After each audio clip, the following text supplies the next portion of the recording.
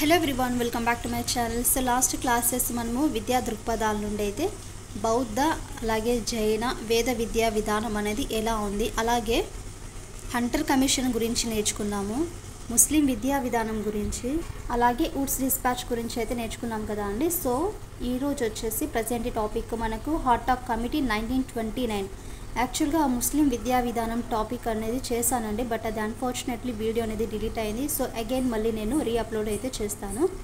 So today topic వచ్చేసి hot talk committee. Maximum ఇప్పుడు మనకు ఇంత లెస్ సమయంలో, అంటే తక్కువ సమయంలో ఉండేదే చదవాలండి. తక్కువ సమయంలో ఇలాంటివి ఉన్నాయి కదా, అంటే మెయిన్గా పాయింట్స్, ఇంపార్టెంట్గా ఉండే పాయింట్స్ మాత్రమే మెన్షన్ చేశాను. ప్రస్తుతం ఉండేదానికి మనము పిఏ టెక్స్ట్ బుక్ తీసుకొని చదవాలంటే అది అయ్యే పని కాదండి. అందుకని ఇలా కొంచెం మీకు అండ్ నాకు కూడా ఈజీగా అవుతుంది అనేసి నోట్స్ అనేది ప్రిపేర్ చేశాను. అలాగే మీకు నచ్చినట్లుగా అయితే మన ఛానల్ని సబ్స్క్రైబ్ చేయండి, అలాగే లైక్ చేయడం మాత్రం అస్సలు మర్చిపోకండి. సో హాట్ టాక్ కమిటీ 1929 అంటే బాలిక విద్యలో ఈ రెండు పాయింట్స్ గుర్తుంచుకోండి. వృధా అండ్ స్తబ్దత. వృధా అంటే వేస్టేజ్ అండ్ స్తబ్దత అంటే స్టాగ్నేషన్. బాలికల విద్యలో మనకు మెయిన్గా సమస్యలు ఏంటంటే వృధా అండ్ స్తబ్దత సమస్యలు అనేది గుర్తించింది ఈ hot talk committee. Hot talk committee బాలికల విద్యలో wastage and stagnations problems ఉన్నాయనేసి identify చేసింది. వృధా అండ్ స్తబ్దత. వృధా అంటే ఏంటి? బడి మానివేయడం. స్తబ్దత అంటే చదివిన తరగతినే మళ్ళీ తిరిగి చదవడము. వృధా అంటే బడి మానివేయడము, స్తబ్దత అంటే చదివిన తరగతినే తిరిగి చదవడము.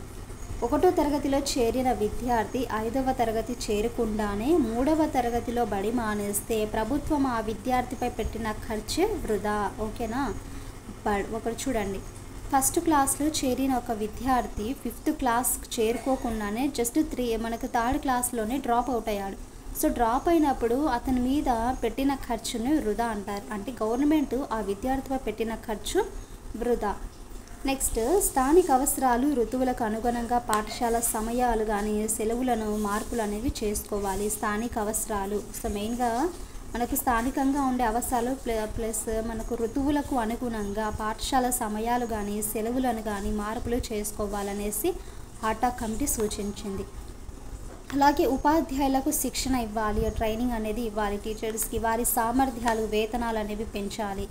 సో వారి యొక్క సామర్థ్యాలు అలాగే వేతనాలు అనేవి కూడా పెంచాలనేసి హాట్ టాక్ కమిటీ అనేది మనకు సూచించింది. మెయిన్గా ఇక్కడ చెప్పుకోవాల్సిందంటే ప్రాథమిక విద్య అనేది ఎన్ని సంవత్సరాల వరకు ఉండాలంటే హాట్ టాక్ కమిటీలో 4 years వరకు అయితే ఉండాలి. ప్రాథమిక విద్య 4 సంవత్సరాలు ఉండాలనేసి హాట్ టాక్ కమిటీ 1929 అయితే సూచించింది.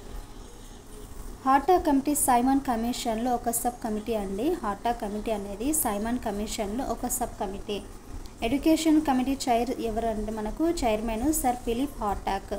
హాట్ టాక్ కమిటీ సైమన్ కమిషన్లో ఒక సబ్ కమిటీ అయితే ఎడ్యుకేషన్ కమిటీ చైర్మన్ ఎవరు మనకి ఇక్కడ? Sir Philip Hartog. So ఇది మనకి హాట్ టాక్ కమిటీ 1929 గురించి అయితే ఇప్పుడు మనం డిస్కస్ చేసుకుందాము. అండ్ నెక్స్ట్ చూసుకుంటే బ్రిటిష్ విద్యా విధానంలోని చివరి దశ అండి మనకిది. సో బ్రిటిష్ విద్యా విధానంలో చివరి కమిటీ ఏంటి మనకు?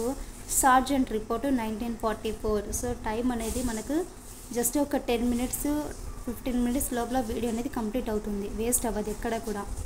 బ్రిటిష్ విద్యా విధానంలోని చివరి కమిటీ ఏంటండి మనకి ఇక్కడ? Sergeant report 1944. Sergeant report 1944. British విద్యా విధానంలో చివరి కమిటీ ఏది మనకి ఇక్కడ? Sergeant report 1944. ఈ కమిటీని ఏర్పాటు చేసింది ఎవరండి మనకి ఇక్కడ? సిఏబిఏ. ఈ కమిటీని ఏర్పాటు చేసింది సిఏబిఏ.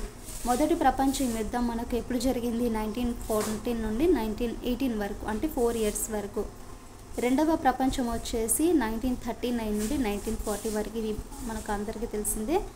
భారతదేశ విద్యకు చీకటి కాలం అనేసి సార్జెంట్ రిపోర్ట్లో తెలిపారు. ఎందుకంటే అప్పుడు మనకు ఈ యుద్ధం అనేది సెకండ్ వార్ అనేది జరిగింది కదా. సో 1939 1945లో భారతదేశ విద్యకు చీకటి కాలం అనేసి ప్రస్తావించారు.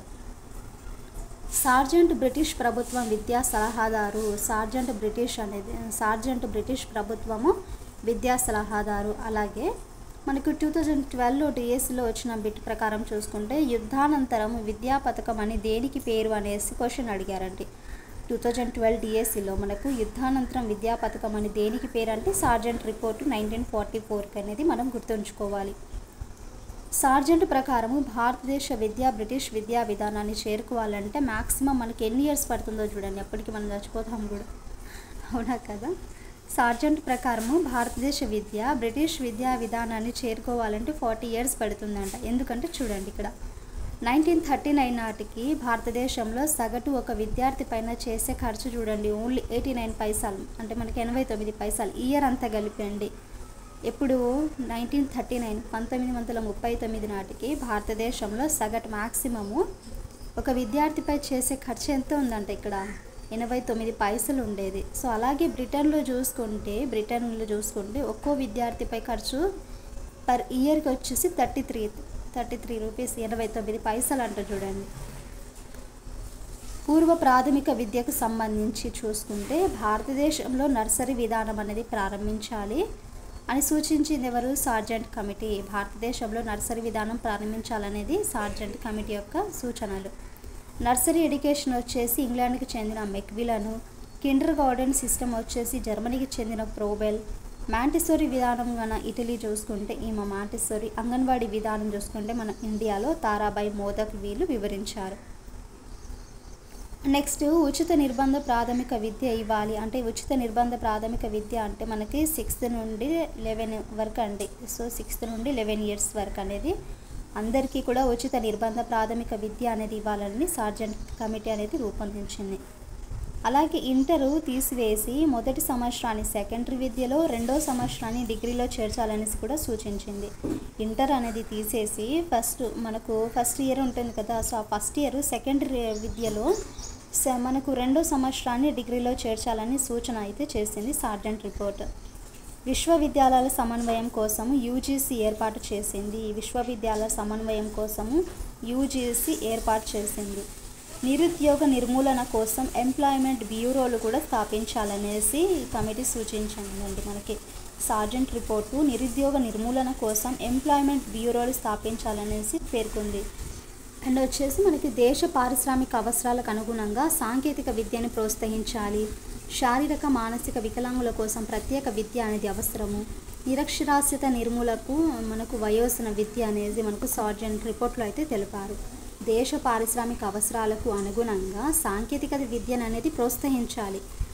అలాగే శారీరక మానసిక వికలాంగుల కోసము ప్రత్యేక విద్య అనేది అవసరం ఉండాలి. నిరక్షరాస్యత నిర్మూలనకు వయోజన విద్య అనేది మనకు సార్జెంట్ రిపోర్ట్లో అయితే పేర్కొన్నారు.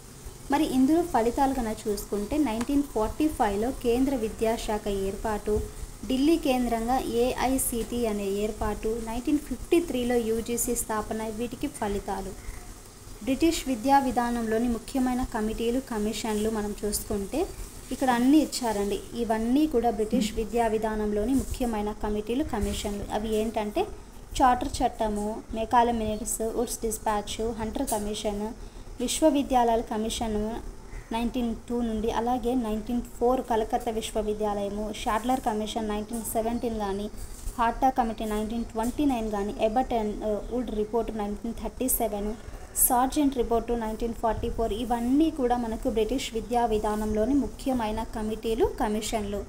సో అదే అండి మనకి సార్జెంట్ అలాగే హాటా కమిటీ గురించి అయితే 2 కమిటీలు అయితే మనం నేర్చుకున్నాం. సో ఐ హోప్ మీకు క్లాస్ నచ్చిందనేసి అనుకుంటున్నానండి. క్లాసెస్ కన్నా నచ్చితే please do like and share, subscribe to my channel. So next క్లాస్లో వచ్చేసి మనము స్వాతంత్రానంతర విద్య అనేది కమిటీలు, కమిషన్ల గురించి అయితే నేర్చుకుందామండి. విశ్వవిద్యాలయ కమిషన్ గురించి. So very important classes. So skip చేయకోకుండా క్లాసెస్ అనేవి ఇంత తక్కువ టైంలో కంటిన్యూ చేయండి.